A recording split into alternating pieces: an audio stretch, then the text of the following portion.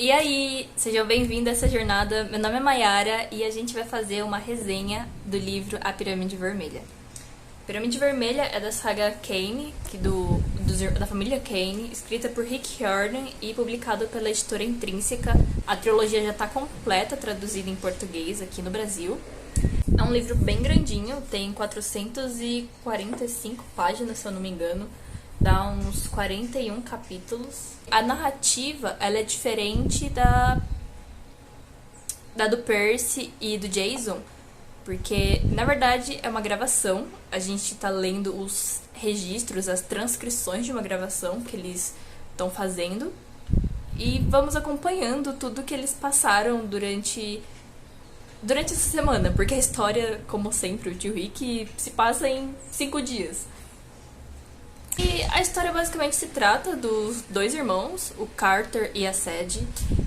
Diferente das outras sagas do tio Rick, eles não são semideuses. Na verdade, eles são magos, descendentes dos grandes faraós, do faraó Narmer, que foi o primeiro faraó que fundou o Egito, e também do Ramsés II, que foi o maior faraó da história do Egito.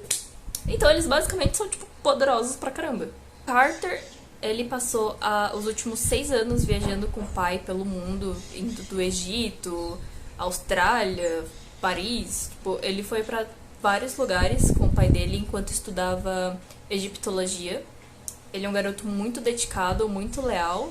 E aí ele se encontra com a irmã na véspera de Natal para ter uma tarde em família. E vão visitar o Museu Britânico em Londres. Só que, mas entretanto, todavia, o pai dos dois, simplesmente explode o museu. Não era a intenção, é claro, mas aí acaba todo tendo uma treta sobre eles. Tipo, envolve a polícia, no final aparece o tio deles, que eles nem sabiam que tinha um tio. E aí o tio simplesmente leva as crianças para os Estados Unidos e dizendo que iam morar lá, que ele ia resolver todos esses problemas. E nisso os garotos têm que se virar, né? Durante essa jornada eles vão pro Cairo, onde conhecem a Zia. Aparentemente cada um dos magos que trabalham pra Casa da Vida, que é tipo essa organização dos magos egípcios e essas coisas, eles têm algum tipo de afinidade. No caso, a Zia tem afinidade. Ela tem afinidade com a magia de fogo, a Sadie tem afinidade com a magia das palavras divinas.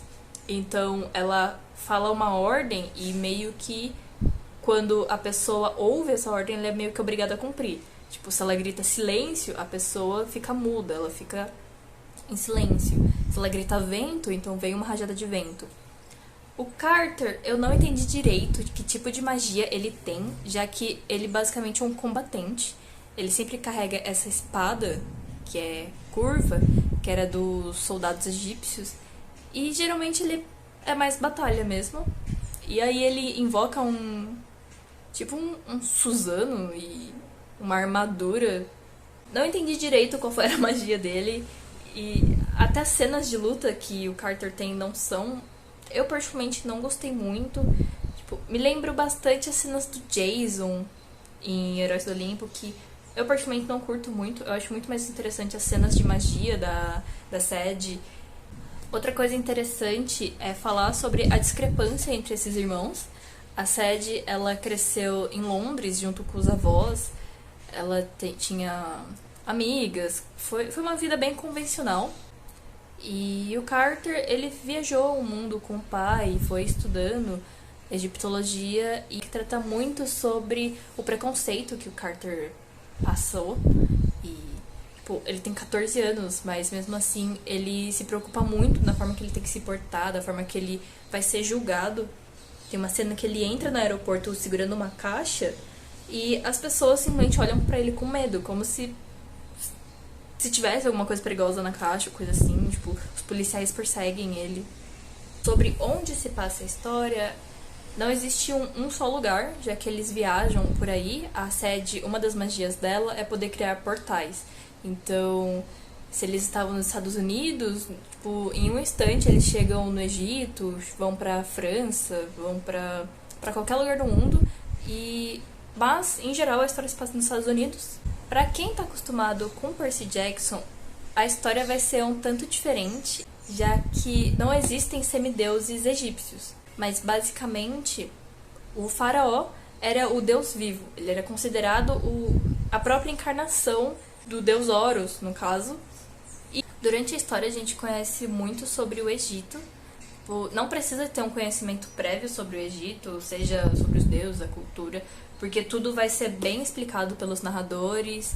Inclusive, tem desenhos de hierógrafos pra gente poder entender mais ou menos o que tá acontecendo. E vemos muito sobre a cultura, religião, lendas. E até onde eu lembro é isso. Minhas conclusões finais são que eu não gostei tanto desse livro quanto eu esperava. Eu não sei se é por ser diferente de Percy Jackson, que eu gosto bastante, Magnus Chase é meu favorito. Mas eu senti que faltava alguma coisa. Talvez porque eu não gostei tanto de alguns personagens. Isso pode ter afetado um pouco, tipo o Amos. Eu não gostei tanto, tipo, desses jardins. Tipo, tem muitos personagens que eu não achei interessante. Enfim, minha nota é 4 de 5. E com certeza não é um dos meus favoritos. Mas eu vou continuar sim a ler o resto da trilogia. Talvez minha opinião mude no meio do caminho. Mas por enquanto é isso.